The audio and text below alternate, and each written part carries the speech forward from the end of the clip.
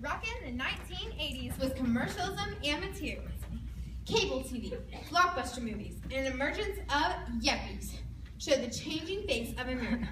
The ongoing Cold War led to America boycotting the 1980 Olympics.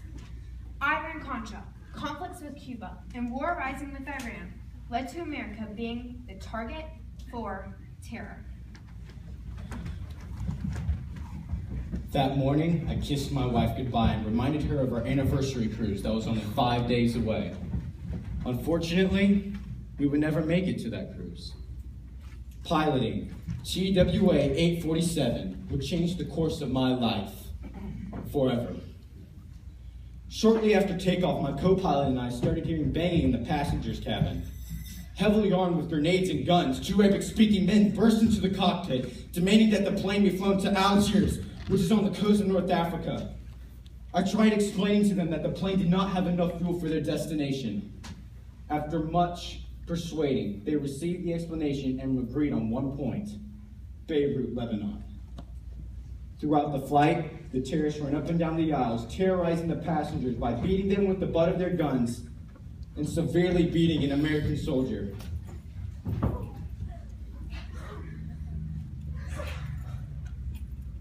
Fear attempted to grip my life as I landed the plane with a gun held to my neck and a grenade held in front of my face. I remembered God's faithfulness in the death of my son after a car crash, and then the comfort I had after the death of my first wife. God could be trusted. I was not afraid of death. My concern was for the 145 passengers and crew I had been entrusted with. Like I had done my whole life, I drew strength from Scripture. Psalms 46. The Lord is my refuge and strength, an ever-present help in trouble. Therefore, I will not fear. Soon, I would learn that they intended to keep us hostages and would only release us if Lebanese hostages were released in Israel. When the demands were not met, they took the American soldier, killed him, and threw him from the plane. For 17 days, we were held hostage. I began leading prayer, scripture reading, and singing hymns. God gave me peace in this time of need.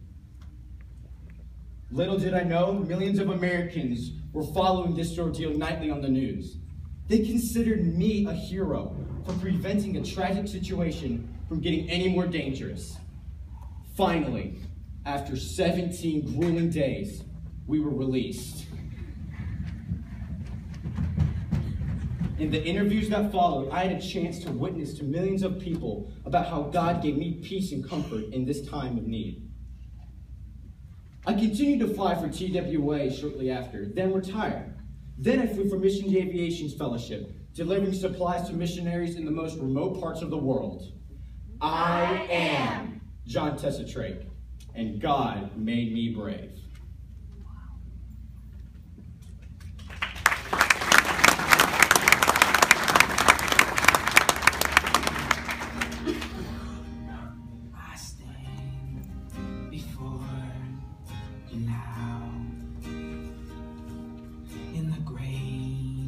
Of your renown,